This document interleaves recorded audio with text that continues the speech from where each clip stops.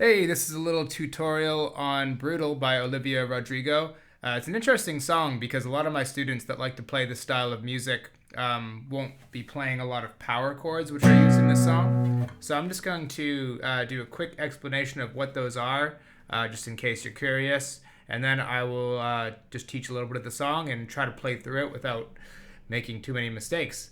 Like I said, the song uses power chords, which look and sound like this.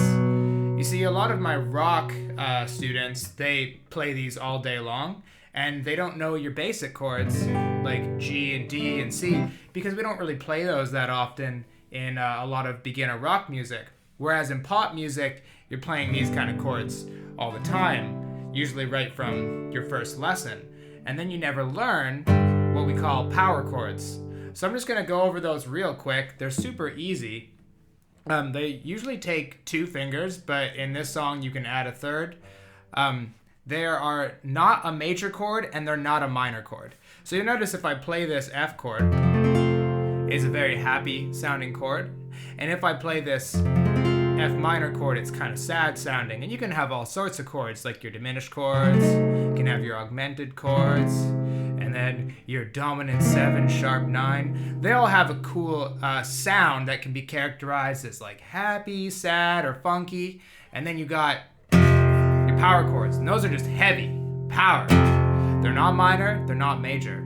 And that's because they're made up of what we call a root and a fifth.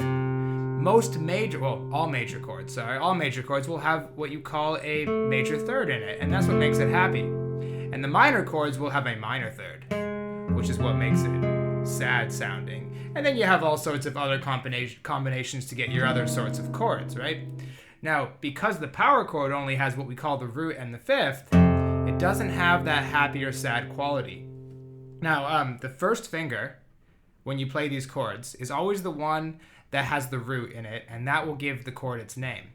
So this note down here, this is an F, and this is an F power chord. Now you'll notice when I move up to the next power chord, I'm using the same shape and I get the same sound. And this note here is called F sharp, so this is an F sharp power chord. And that happens all the way up the neck. So if you know these notes, or at least you know the order of your notes, you can name all of them. Because you got your F sharp, your G sharp, your A, and so on. Or you could call them by flat names, A flat, G flat, and F. You usually do them on the lowest string and on the fifth string. And there's always an extra finger involved. So when I play any given note on the sixth string, the other note that I find, the fifth, is always 2 frets higher on the next string.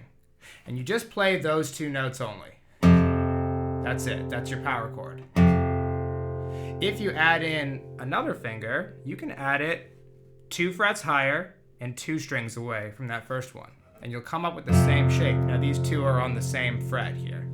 And you just play 3 strings in that case. And you could do the same thing based on the next string, the 5th string, 4th, and 3rd. You could do the same thing there, and you'll get a similar sound. You could do a 2-note chord or a 3-note chord. And if you move over to the next one, you'll get a different sound. So we won't talk about those ones in this lesson. Alright, so those are your power chords, and you can move this shape anywhere. Now the last thing before I show you the song is that you can use 3-note power chords, or you can use 2-note power chords. Either one will be fine for this song. You won't notice a huge difference, so it just depends how comfortable you are. And I guess the last thing is if this third finger isn't working for you, you can always use your pinky finger for the other note. So let's get into the song. So this is the main riff. I'll do it with 3-note power chords.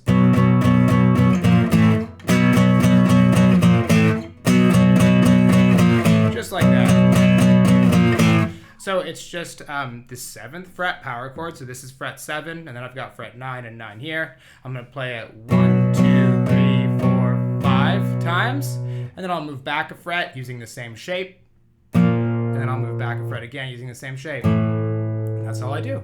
1, 2, 3, 4, 5, 6, 7, 8 is a rest. 1, 2, 3, 4, 5, 6, 7, 8. 1, 2, 3, 4, 5, 6, 7, 8.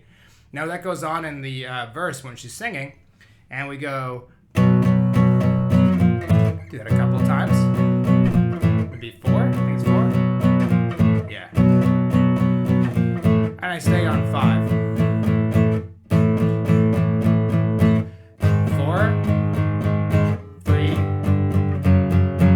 fret's actually divided up evenly. So when you get to 3, you go 1, 2, 3, 4, 1, 2, 3, and then you rest. Just like that. So those frets were, when we finished the main riff, we went 5, again,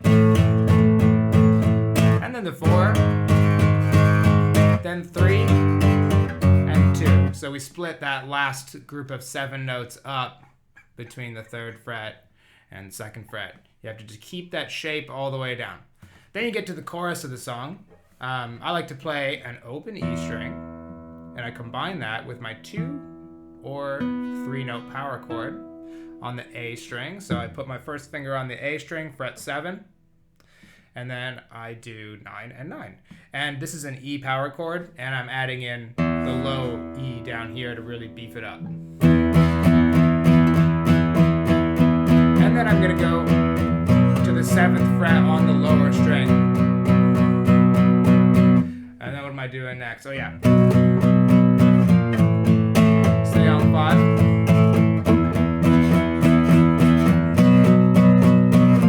I was just trying to remember it. Okay, I was just trying to remember it there. So let me go over that. I'm gonna open up my song here and have a listen. I'll try to play along with it. All right, so let's try it again. So I go in the chorus, switch here,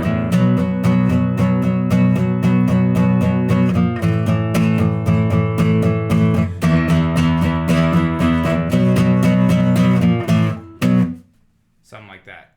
So I start off with the 7th fret power chord on the A string. So I've got A string, fret 7. And then I find 9 on the next string if you do 2 note power chord, and if you want 3, just get another 9 in there. And then I add in the open E string because this is an E power chord.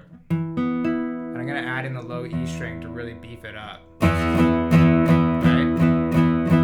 And then I move to the 7th fret on the lowest string. Same shape of power chord. And go 6, 5, 5. I made it there just a little bit before that bar starts. So I'm going like 1, 2, 3, 4, 5, 6, 7, 8. 1, 2, 3, 4, 5, 6, 7, 8. And I stay there. 1, 2, 3, 4, 5, 6, 7, 8.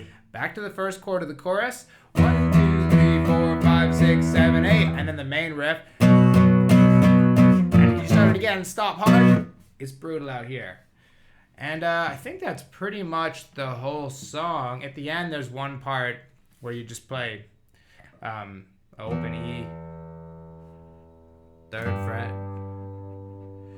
7, 7, 6, 5, 4, 3, and then she sings one final word. So that's about it. It's a pretty simple song. If you want to know more, let me know in the comments. That was just a really quick video while I'm preparing to teach it to one of my students. But what I'm going to do now is just play through it with the song in my headphones. But then you'll just be able to see the guitar real clearly. Here we go. See and hear it. Just waiting for that orchestral intro, and I'll try not to mess it up. Here it comes, I think. Oh boy. Oh yeah. Almost missed it.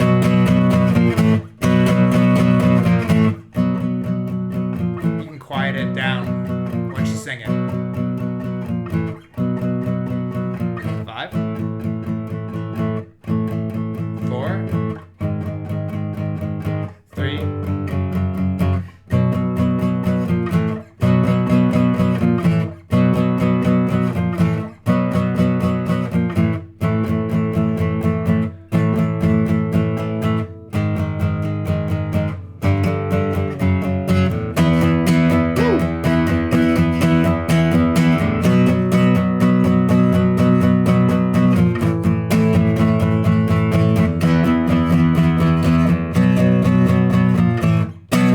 It's brutal out here.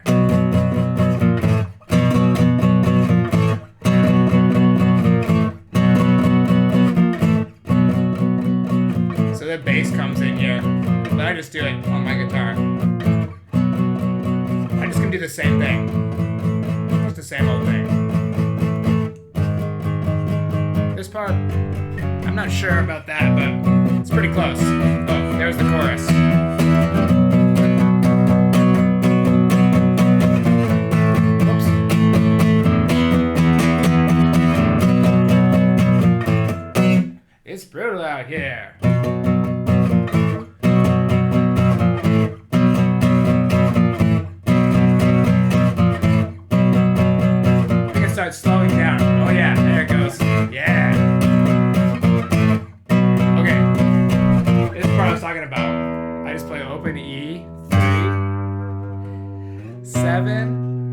7, 6, 5, and then 4, 3, and then she just sings Where to Start. And that's it. All right, I did okay there.